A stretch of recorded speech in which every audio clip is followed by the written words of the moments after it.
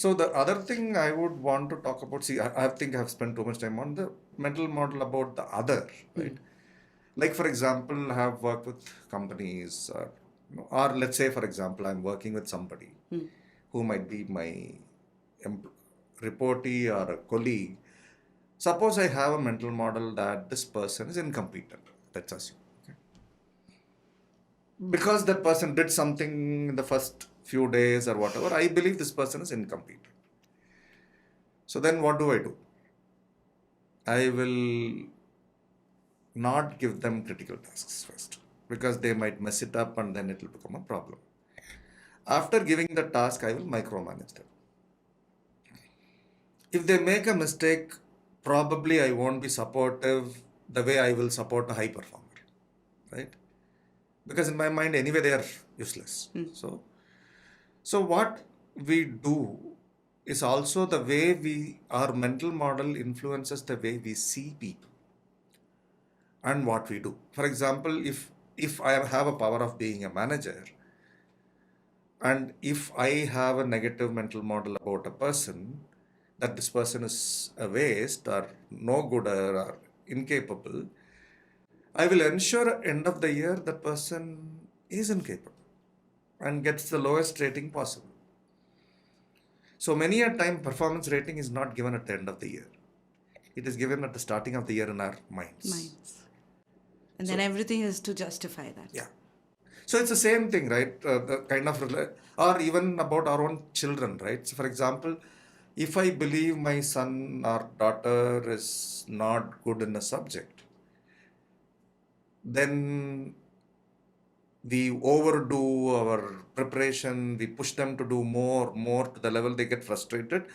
And then finally they say, yeah, I'm useless in this, right? So the key here is the mental model we have about others also influence the way they may finally see themselves, as well as the way the relationship can go. Interaction, action, everything, Yeah. right? So even for example, when we have mental models about certain communities of people, right? Could be from a language perspective or a religious perspective or a nationality perspective. That drives the way we relate as well as we make decisions. And that's what leads to biases, discrimination, violence. You can name the rest. Yeah. And there are many powers out there to thereby use Yeah. that as well Yeah. in the whole process. So, Raja, one of the things when we talked, you mentioned that when you're going through these sessions, I found that useful, and that's why I'm bringing it up. You ask people to think of three people because then this conversation has relevance. You sort of constantly are going back to that pegged personality. Should we go that model? So, see, one thing what I do is I tell people that whenever you are thinking about, in the series, I will say, okay, choose three people, three relationships, right? So, where you want to apply whatever you learn. So, usually I ask them to choose one person from home, one who could be inside the organization, right? So, it could be a peer or a reportee or a boss. Another person who could be a customer. So it's in some sense not 180, but it gives you a flavor of three different people. And then I ask them to reflect and think about and even go and do actions only with those three people, because then you can see the difference that happens. Yeah. So, should we go into the pillars of mental model? Where do we start? So see, for example, I think whoever is the audience, right? So at this point of time, if they can pause it and write, okay, pick up three people and write one limiting mental model. Right? Limiting mental model is a mental model that either affects the performance or affects the relationship. Okay? They can pick up three people, and also the fourth person is oneself. And also write one more mental model I have about myself, which is limiting me.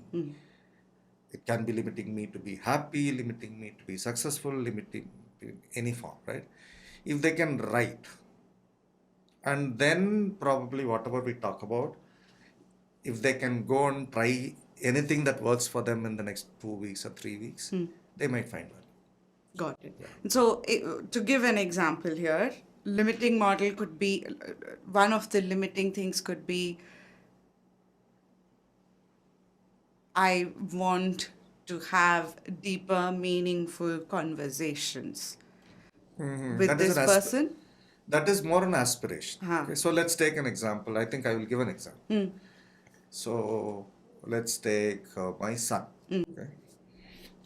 So one negative mental model I have about him, even now, he knows about, is that he cannot pay undivided attention.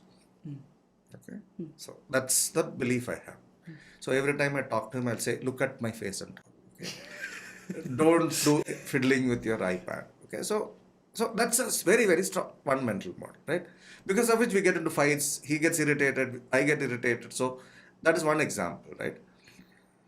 And suppose if I go from there to say work, I don't have, since I'm a self-employed. So let's take an example. Suppose I work with a client, right?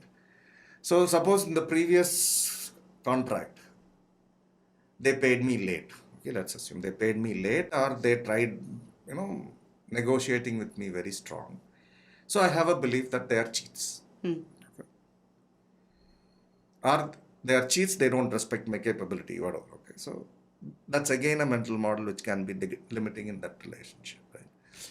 And then, like for example, there is a person who works with me now, helps me. So one mental model I have about him, which I have spoken to him quite a lot about, is he doesn't listen. Okay.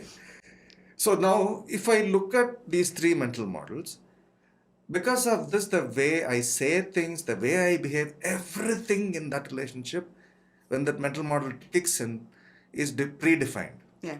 See, the key thing about mental models is, I think I didn't speak about it, but it's very important, is when I have a mental model, I actually become powerless. Tell me more.